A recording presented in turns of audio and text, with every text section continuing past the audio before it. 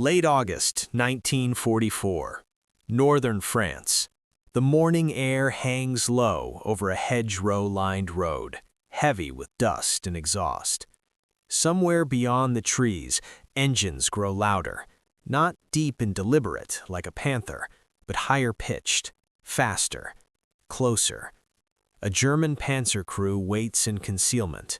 Veterans. They have faced British armor in Africa, Soviet steel on the Eastern Front. They know the silhouettes of enemy tanks by instinct. When the first American Shermans appear through the gaps in the foliage, there is no urgency, no alarm. A Sherman is thin-skinned, undergunned, too tall. So they were taught, so they believed. The gunner adjusts his sight calmly. One well-placed shot will do, then another. The commander scans the road, expecting the usual hesitation, the pause that follows loss. It does not come. Instead, more Shermans roll forward, then more still, from multiple directions, their turrets already traversing, engines revving, antennas flexing as radios crackle with orders passed instantly from tank to tank. The German crew fires, and then the road fills with steel. What unfolds next is not a duel, it is something far more dangerous. And in that moment, German armored confidence, built over years of battlefield dominance, begins to fracture under a force they had underestimated. Because the Sherman was never meant to fight alone. And that realization leads directly into how the world arrived at this battlefield. By the time American tanks rolled into France in the summer of 1944, German armored doctrine had already been shaped by nearly 5 years of war and by early, devastating success. In September 1939, the world watched Poland collapse in weeks. German Panzer divisions moved faster than any army had before, not because their tanks were individually superior, but because they were used together. Armor, infantry, artillery, and aircraft acted as a single organism. Radios linked commanders to units in real time. Orders flowed forward, reports flowed back. The battlefield became fluid, and Germany mastered that fluidity before anyone else. Early German tanks were not monsters. The Panzer I and II were lightly armed and thinly armored, but they were plentiful, organized, and led with purpose. By 1940, as the invasion of France unfolded, the Panzer III and Panzer IV formed the backbone of German armored strength. These machines were designed with doctrine in mind. Each crew member had a specific task. Commanders commanded, gunners gunned, loaders loaded. Radios were standard, not optional. That detail mattered. German armored doctrine emphasized initiative. Junior officers were trained to act independently once the objective was understood. If communications broke, momentum was still expected. This philosophy, Auftragstaktik, turned armored units into flexible, aggressive tools. It worked spectacularly against opponents still thinking in terms of rigid lines and centralized control. By 1941, on the Eastern Front, German tanks faced a shock. The Soviet T-34 appeared with sloped armor in wide tracks that outperformed German designs in mud and snow. The heavy KV series proved nearly impervious to standard anti-tank fire. German crews adapted under fire. They learned weak points. They used tactics, coordination, and experience to compensate for technical inferiority. And they succeeded, at a cost. The Eastern Front hardened German tank crews. Survival became an art. Engagements were brutal, close, and relentless. By 1943, veterans who had survived Kursk, Kharkov, and countless unnamed clashes carried a deep confidence in their own judgment. They had faced superior numbers before, they had faced stronger armor, and they had learned that skill, discipline, and superior machines, when available, could still decide the fight. Those machines arrived in force by 1943. The Panther entered service with a long 75mm gun capable of destroying enemy armor at ranges that felt unfair. The Tiger I brought an 88mm gun whose reputation spread faster than the tank itself. These vehicles were expensive, mechanically complex, and difficult to replace, but on the battlefield, in the hands of trained crews, they were terrifying. German armored thinking evolved around these strengths. Tank combat became about engagement ranges, armor penetration tables, and first-shot kills. A good crew in a Panther or Tiger could dominate open terrain. Enemy tanks were evaluated individually, their silhouettes studied, their weaknesses memorized. By late 1943, reports from Italy and training assessments from France described a new American tank appearing in numbers, the M4 Sherman. German crews noted it immediately. The Sherman was tall, its armor was comparatively thin, its early versions carried a 75mm gun that struggled against Panther frontal armor. In testing and early encounters, it burned readily when penetrated. German gunners joked that it was easy to spot, easy to hit. They called it inferior, not as an insult, but as a technical assessment. To German armored crews raised in a culture that prized individual tank superiority, the Sherman appeared to confirm what they already believed. American industry, they thought, favored quantity over quality, standardization over refinement. The Sherman seemed like proof, and in isolation they were not entirely wrong. But war is never fought in isolation. As German armored forces prepared to meet the Allies in Western Europe, their expectations were shaped by years of fighting enemies who challenged them with armor strength or numbers, but rarely with both coordination and scale. They expected engagements to unfold as contests between machines and crews.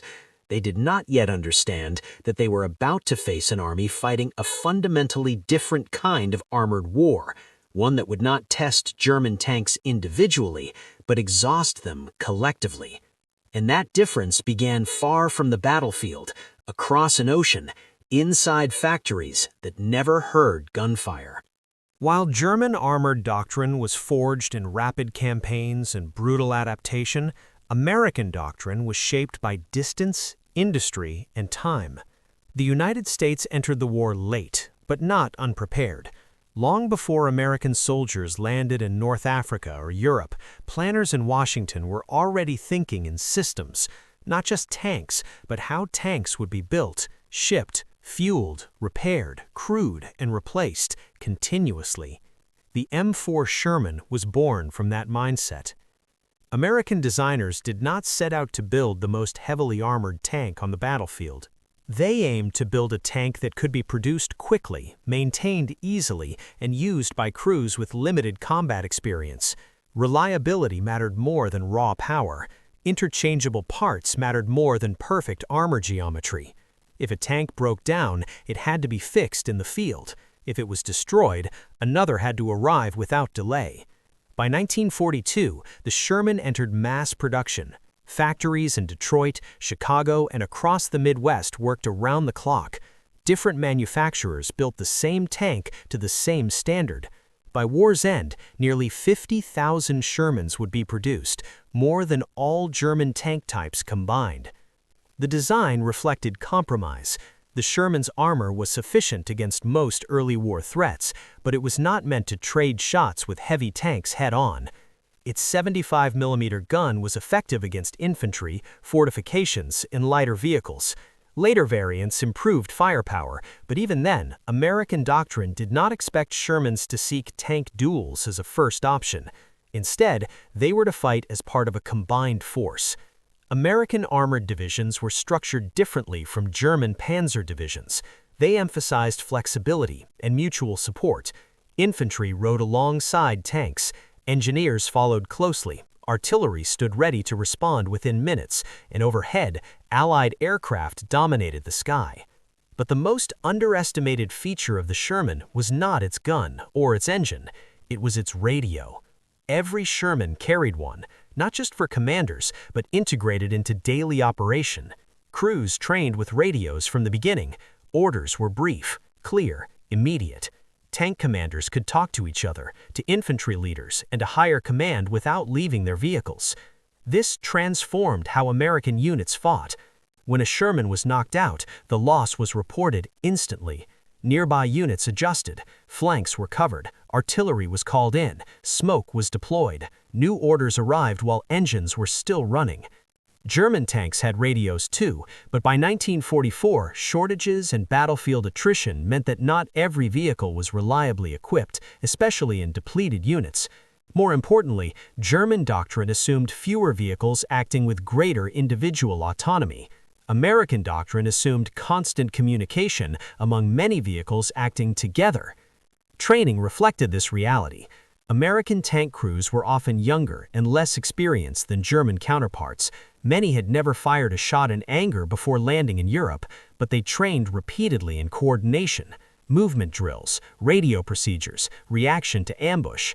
They were taught not to fixate on individual threats, but to maintain formation and follow orders even under fire. Losses were expected. Replacement crews arrived constantly. Vehicles were repaired or replaced at a scale Germany could not match by 1944. This did not make the Sherman invincible. In North Africa and Italy, American crews learned painful lessons. Shermans burned. Crews died. German gunners exploited their advantages mercilessly. Reports reached Washington and London describing severe losses in head-on engagements against Panthers and Tigers. But instead of redesigning doctrine around fear of German heavy tanks, American planners adjusted how Shermans were used. They emphasized flanking, mobility, overwhelming presence. If one tank could not kill a Panther, 3 might. If 3 could not, artillery would. If artillery could not, air power would. The Sherman was not meant to win duels. It was meant to keep moving. By the time Allied forces prepared to break out of Normandy in the summer of 1944, American armored units were operating as parts of a vast, interlinked system. Fuel flowed forward. Orders moved faster than German reactions. Losses were absorbed rather than felt. German intelligence reports noted the numbers, they noted the radios, but they still framed the Sherman as an inferior machine. They did not yet grasp what those numbers and radios would mean when the battlefield expanded, when lines blurred, and when German armor was forced to respond everywhere at once. Because theory becomes reality only when steel meets steel, and that reckoning would arrive through the lived experience of the men inside the tanks on both sides. Inside a Sherman, the world was loud, cramped, and violently unpredictable. American tank crews were not the hardened veterans German units often faced. Many were barely out of training when they entered combat. The smell of fuel and oil clung to their uniforms. The interior rang with the metallic echo of the engine and the constant crackle of radio traffic. Fear was not hidden, it was managed. German crews noticed this immediately. They saw American tanks advance aggressively, sometimes recklessly. To experienced German gunners, it looked like inexperience, poor positioning, exposed flanks, movements that ignored textbook armored tactics. But those movements were not random. American crews were trained to keep moving forward unless ordered otherwise. When a tank was hit, nearby vehicles did not withdraw in confusion. They shifted, covered the gap, pressed on.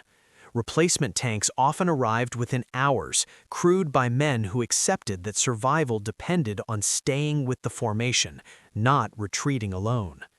German crews, by contrast, carried years of survival behind them. They were fewer in number. Every tank mattered. Every loss reduced combat power permanently. They fought cautiously, conserving ammunition and positioning for maximum effect. When they destroyed a Sherman, they expected momentum to slow. It rarely did. The psychological contrast widened with every engagement. American crews measured success in terrain gained and orders completed. German crews measured success in enemy tanks destroyed. Both were logical metrics, but only one aligned with the strategic reality of 1944. As losses mounted, German veterans began to notice something unsettling. The faces inside the advancing tanks changed, but the pressure did not. The same formations returned, the same radio coordination, the same relentless pace. Human endurance on the American side was not about individual survival. It was about rotation, replacement, and persistence. And persistence changes the nature of fear. On paper, the Sherman was inferior to many German tanks. Its frontal armor could be penetrated by Panther guns at long range. Its standard 75mm guns struggled against heavy armor. Early versions were vulnerable to catastrophic fires when ammunition ignited. German crews knew these facts. They trained with them. Engagement tables were memorized, ranges calculated. A Sherman in the open was a solvable problem. But technology does not exist in isolation. The Sherman was mechanically reliable. It started in cold weather. It crossed long distances without breaking down. When it did fail, parts were standardized and plentiful. German Panthers, for all their power, were plagued by mechanical issues, especially in their early deployments. Final drives failed, engines overheated. Maintenance consumed time and manpower Germany no longer had in abundance. Mobility mattered. The Sherman could reposition quickly. It could retreat, flank, or redeploy without waiting for specialized recovery vehicles. German heavy tanks often could not be easily recovered if damaged. Abandonment became common. Upgrades came steadily. Improved ammunition. Wet stowage reduced fire risk. The 76mm gun improved penetration. British Firefly variants mounted the powerful 17-pounder, changing the engagement equation entirely.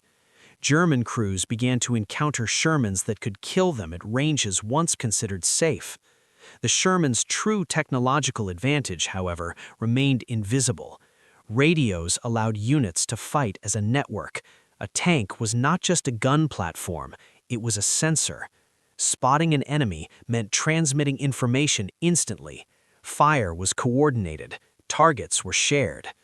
German tanks often fought as individual predators. American tanks fought as a pack. Technology, when embedded in a system, amplifies itself, and the system was only beginning to reveal its full weight. German mockery of the Sherman was not born of arrogance alone. It was reinforced by experience.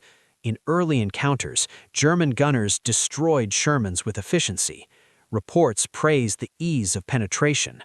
Veterans joked about American tanks burning quickly. These stories spread. They hardened into belief. Belief shapes behavior. German commanders positioned tanks to exploit range advantages. They waited for perfect shots. They assumed that once American tanks took losses, momentum would falter. Instead, they watched waves continue. Underestimation delayed adaptation. German units did not initially adjust tactics to counter massed, radio-coordinated advances. They treated each engagement as a discrete battle, not part of a sustained operational flood. By the time perception began to shift, German armored strength was already stretched thin. Fuel shortages limited movement. Replacement crews lacked experience. Air superiority restricted daylight operations. Mockery gave way to frustration, then concern. Because what the Sherman lacked in individual dominance, it replaced with something German doctrine was never designed to counter in sufficient quantity: constant, coordinated pressure. And that pressure would soon reach a level where tactical skill alone could no longer contain it. The angles converged not in theory, but in action, when repeated encounters transform belief into realization. And that realization arrives at the point where German armored lines begin to bend. American armored tactics in 1944 were built around momentum. When Shermans advanced, they rarely did so alone. Even in narrow terrain, units moved in depth. Lead tanks probed, flanking elements sought angles, infantry followed closely, clearing threats that tanks could not see.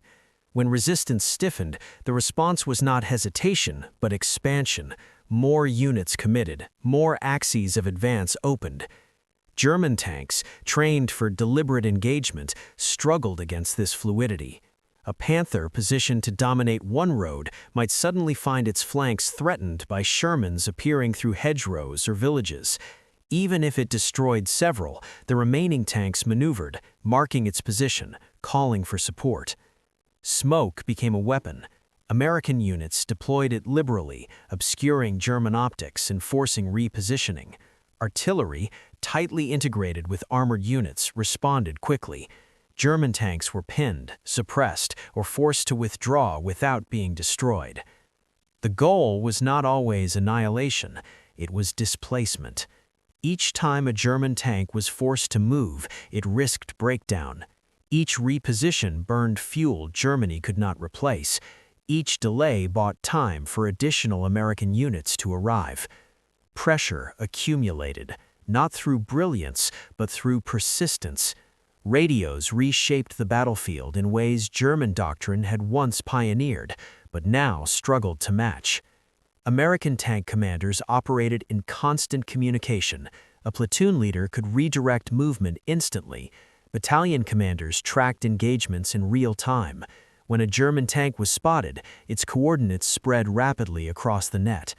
This allowed for synchronized action. One Sherman drew fire, another maneuvered, and a third called in artillery. Infantry adjusted positions without guesswork. The battlefield became transparent to those who could communicate. German units, facing equipment shortages and disrupted command structures, increasingly relied on visual signals, messengers, or prearranged plans. Under Allied air pressure and artillery fire, these methods slowed response time. Delay was deadly. American radios turned individual losses into collective advantage. Each destroyed Sherman became information. Each ambush revealed German positions. The system learned faster than German units could adapt. By late summer 1944, German after-action reports began to mention American coordination with increasing unease. The tanks themselves were no longer the primary concern. It was how quickly they reacted and how little hesitation they showed after taking losses. Command cohesion eroded under constant pressure. German tank crews did not change their opinions overnight. The Sherman remained inferior in direct comparison. That assessment stayed largely true. But reality forced a reframing.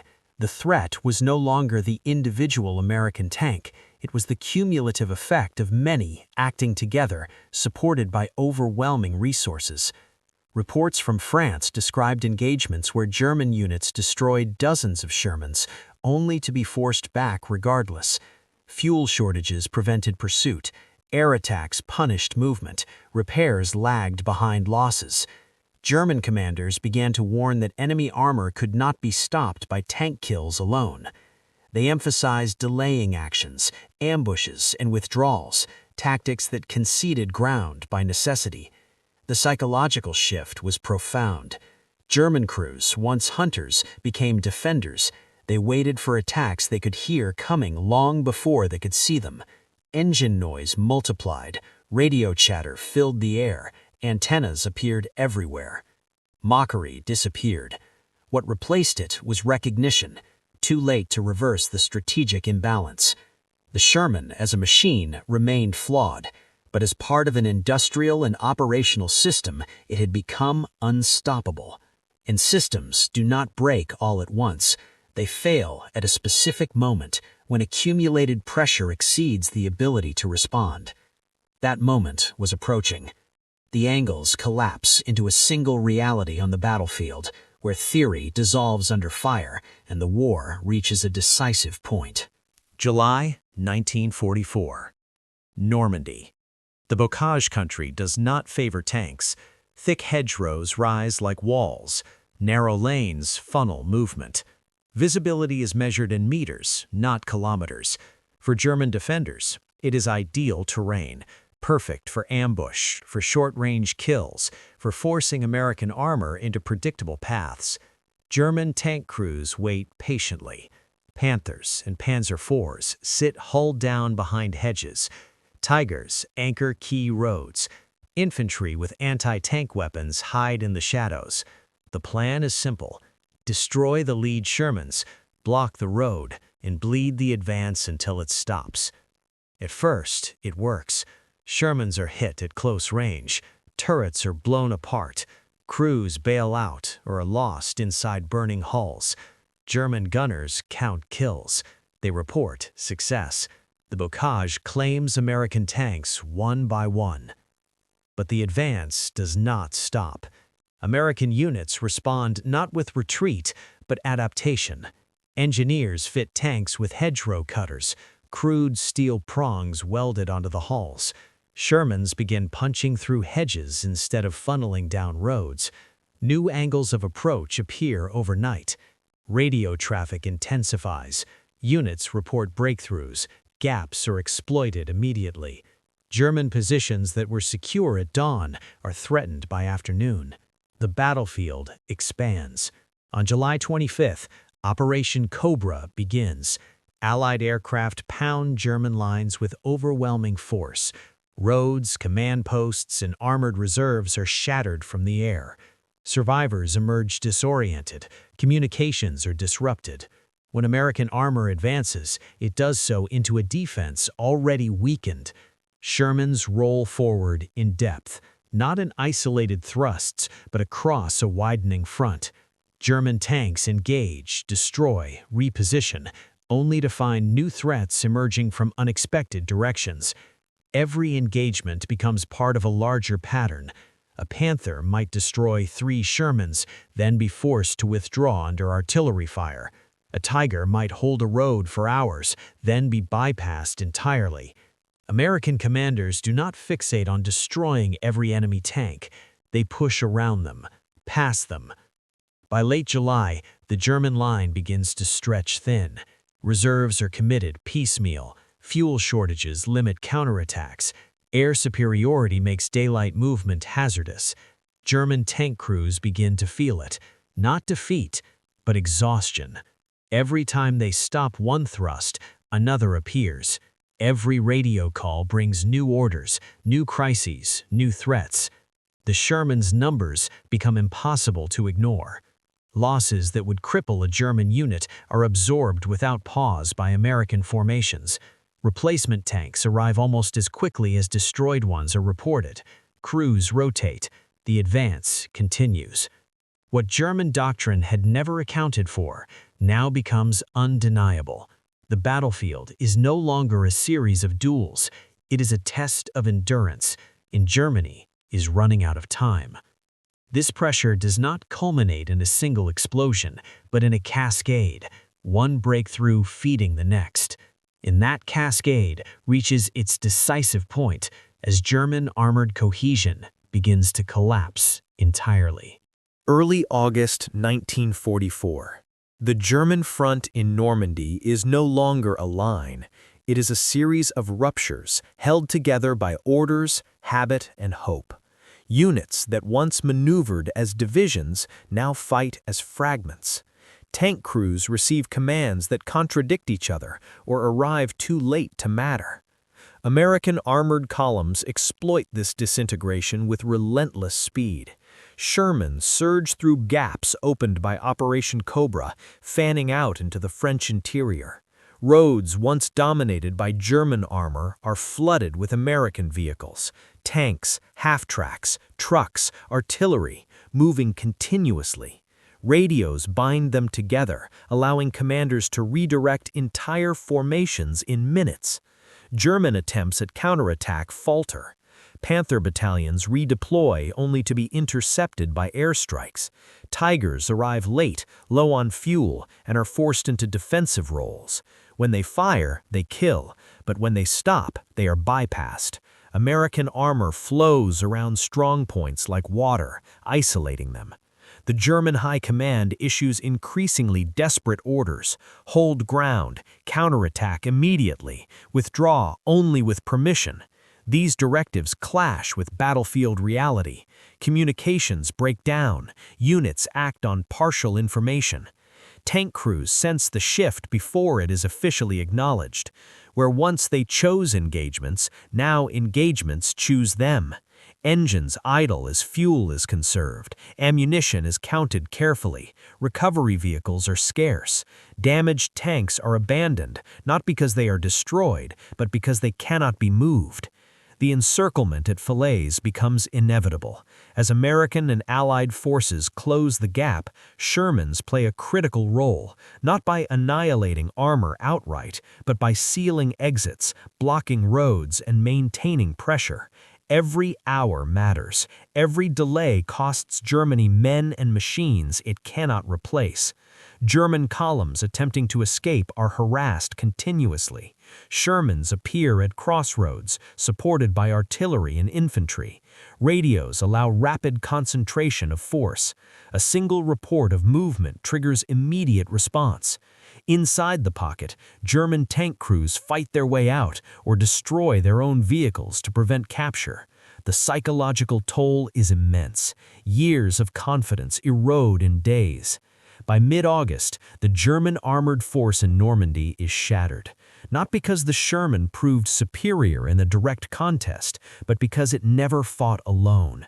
It fought as part of a system that multiplied its presence, absorbed losses, and denied German units the time and space they needed to recover. When the remnants of German forces retreat eastward, they do so with a new understanding. The Sherman is no longer mocked. It is feared, not for what it is, but for what it represents. And that realization reshapes the remainder of the war in Western Europe. The guns fall silent in Normandy, but the consequences are still unfolding. What remains is to measure the cost and the meaning of what has been broken. When the fighting in Normandy ends, the ground tells the story before the reports do. Burned-out vehicles line roads and fields. German tanks, Panthers, Panzer IVs, the occasional Tiger, sit abandoned with hatches open, engines cold, tracks broken not by enemy fire, but by mechanical failure or lack of fuel. Nearby, Sherman hulks are scattered in greater numbers, some blackened, others pierced cleanly through. The disparity is striking. German armored losses in Normandy are catastrophic. Entire divisions cease to exist as effective fighting forces. Thousands of vehicles are destroyed, captured, or abandoned. Replacement tanks cannot arrive fast enough, and trained crews are even scarcer. The armored core that once defined German battlefield dominance in the West is broken. American losses are severe as well. Shermans are destroyed in large numbers. Crews are killed or wounded at rates that shock families back home. Unit histories record days where dozens of tanks are lost in single engagements. But the difference lies in recovery. American armored units reorganize within days. Replacement tanks roll forward from depots. Crews are reassigned. Command structures remain intact. The advance resumes with minimal delay. German after-action reports increasingly emphasize a grim conclusion. Tactical success, measured in enemy tanks destroyed, no longer translates into operational success. Even the most successful German gunners cannot alter the outcome when overwhelmed by constant pressure and superior coordination. Fuel shortages worsen, ammunition runs low. Air superiority ensures that any attempt to regroup is detected and punished. German armored units are forced into defensive roles for which they were never designed. The Sherman's reputation among German crews changes decisively during this period, not because its armor improves dramatically, but because its presence becomes constant. It appears everywhere, on roads, in fields, at crossroads once considered safe. The psychological impact is profound. German tankers begin to speak of fighting the Americans as fighting an ocean. Destroying individual waves achieves nothing if the tide continues to rise. The battlefield no longer offers opportunities for decisive counterblows, only delaying actions. Normandy marks the end of German armored initiative in the West. From this point forward, German tanks fight reactively. They defend, they withdraw, they sacrifice mobility to survive. The confidence that once defined panzer forces is replaced by calculation and caution. And behind every German withdrawal, the Shermans follow. The destruction in Normandy is not the end of the story, it is the beginning of a new phase, where lessons are carried forward into the final year of the war. As the Allies push beyond Normandy, the consequences of the Shermans' role become clearer. By September 1944, German armored forces in Western Europe are severely depleted. Reports from the front describe entire panzer battalions reduced to a handful of operational tanks. Ersatz crews, often poorly trained, attempt to fill gaps left by veterans lost in Normandy. Mechanical failures compound the problem. Panther engines seize, Tiger transmissions fail, and recovery vehicles are too few to salvage the damaged armor. Each breakdown further weakens operational capacity. Allied forces, in contrast, maintain momentum. Shermans continue to advance in waves, supported by infantry, artillery, and air cover. Replacement tanks arrive faster than German crews can destroy them. Casualties are absorbed. Lines extend without collapse. In the eyes of the Germans, the Americans are inexhaustible. A machine fueled not by steel alone, but by numbers, coordination, and communication. Strategically, the Normandy breakthrough signals a turning point. The German command must abandon attempts to hold territory in the West. Retreat becomes organized but inevitable. The Falaise Pocket seals thousands of German troops, including surviving tank crews, leaving a permanent mark on the operational landscape. German armored doctrine is forced into reactive survival. Previous emphasis on individual skill and first strike capability is overshadowed by the need to conserve tanks, fuel, and manpower. Even elite formations, once feared for their precision and firepower, are now constrained by logistics and communication failures. The Shermans, though individually inferior in firepower, have achieved a dominance the German crews never anticipated through relentless application of doctrine, radios, and sheer numbers. The psychological shift is equally profound. Veterans who once mocked the Sherman now speak of its tenacity. A tank that burns in seconds can be replaced in hours. A unit that falls can be replaced in days. The German view of battlefield dominance, grounded in technical superiority and crew skill, begins to crumble. The Sherman becomes emblematic of the Allied advantage, a weapon not through power, but through systematized persistence. Post-war analyses confirm these lessons. Historians note that American success in Western Europe was not solely due to the Sherman's design, but to the integration of mass production, reliable mechanics, crew training, and effective communication.